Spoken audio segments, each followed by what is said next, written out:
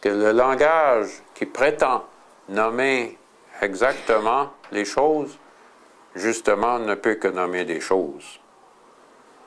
Le langage qui prétendrait nommer la vérité de ce qu'on est prétentieux.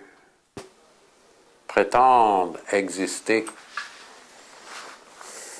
On pense que l'ego, c'est de se voir trop grand, trop gros. Non, c'est le contraire, c'est de se voir trop petit. Essayez de vouloir quelque chose qui n'est pas déjà dans votre mémoire. Vous n'y arrivez pas. Ce qu'on est ne peut pas faire l'objet d'un désir, parce que ça n'a jamais fait l'objet d'une mémoire. Ce qu'on est inoubliable parce qu'on ne peut pas s'en rappeler. Ça ne peut pas faire l'objet d'un souvenir. Vous ne pouvez pas vous rappeler de ça. Et regardez ce qu'on fait tous les jours. Essayez d'attraper quelque chose, un état même, pas juste des objets ou des concepts. On voudrait attraper un état, une manière d'être. Il y en a qui appellent ça l'éveil. Et transporter ça laborieusement d'un instant à l'autre. Essayer de préserver. Même quand on a compris que les objets, c'est trop petit, c'est transitoire, on se tourne encore, dans la même tactique, on se tourne encore vers ce qu'on appelle l'éveil, la libération, et on en fait encore quelque chose dans une continuité horizontale qu'on devrait pouvoir transporter d'instant en instant. Et ça n'a rien à voir. C'est encore la même tactique. C'est encore la peur qui nous fait faire ça, qui nous fait transporter quelque chose d'un instant à l'autre. Il n'y a pas de continuité horizontale dans nos vies. Dans la trame qu'on a tissée, c'est plein de trous. Nos vies sont quantiques. C'est discontinu, les instants de perception dans nos vies. C'est notre cerveau qui trace une continuité artificielle entre tout ça. Et il n'y a rien qu'une manière d'être heureux tout le temps. C'est d'être heureux hors du temps. C'est la seule façon. Il n'y en a pas d'autre. Essayez. Ben, vous avez déjà essayé. Regardez les résultats. Regardez dans la salle. Oui, c'est pas la misère noire dans nos vies, généralement. Mais ça, c'est juste un ajournement. C'est pas la paix. C'est un cessez-le-feu. C'est pas la même chose. C'est parce que les circonstances sont favorables ou sont pas trop défavorables. Si votre mari, votre femme, votre amant vous quitte, ça pourra changer. Si vous découvrez des choses à propos de vos enfants que vous ignorez, ça pourrait changer. Si quelqu'un vient dans la pièce, dit la mauvaise phrase à la mauvaise personne, ça pourrait changer. Un rien, vous le savez très bien, c'est fragile. Ce sur quoi notre bonheur repose actuellement. Il repose sur du sable. C'est un château de cartes. Ça peut s'écrouler à n'importe quel moment. Et on le sait. Il y a quelque chose en nous qui le sait. C'est pour ça que la peur est là. C'est pour ça qu'il nous faut travailler très fort tous les jours pour préserver ça. C'est inutile et c'est très fatigant.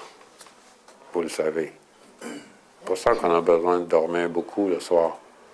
Parce qu'on a fait des pieds et des mains pour sauvegarder ce que finalement on n'est pas et que vous allez devoir abandonner de toute façon dans quelques heures. Vous allez l'abandonner sans problème.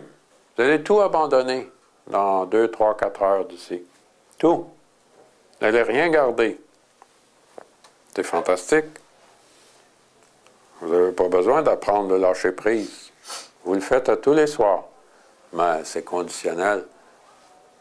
Je vous connais. Vous le faites sans rien dire parce que vous êtes convaincu que vous allez renaître demain matin. Voyez? Si vous n'aviez pas cette conviction-là, pas sûr que vous allez dormir très bien ce soir. Vous voyez? Dès que vous savez que vous existez, vous voulez continuer d'exister. Et tout le drame s'ensuit à partir de là. Regardez ça, c'est important. Parce que le dénouement est là où sont les nœuds, et pas ailleurs.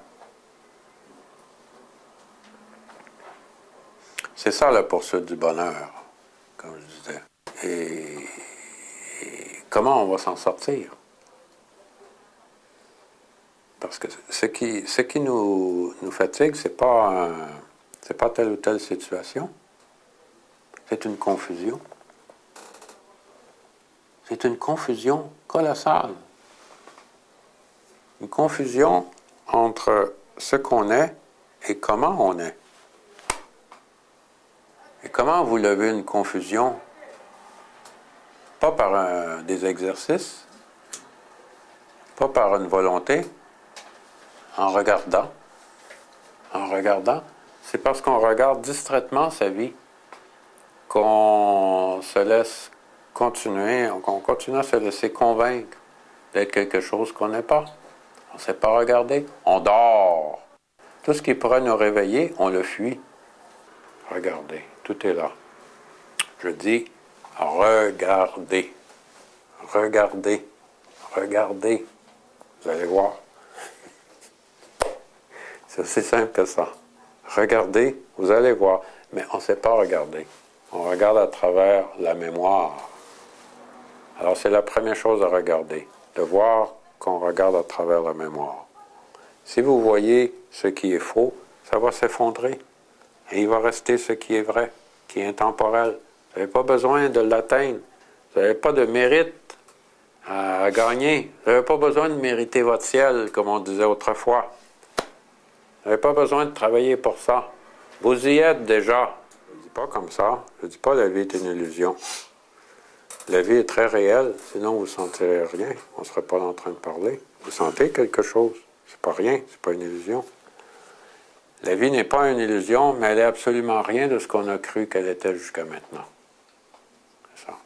L'illusion, c'est pas la vie, c'est ce qu'on pense qu'elle est. Ça, c'est une illusion.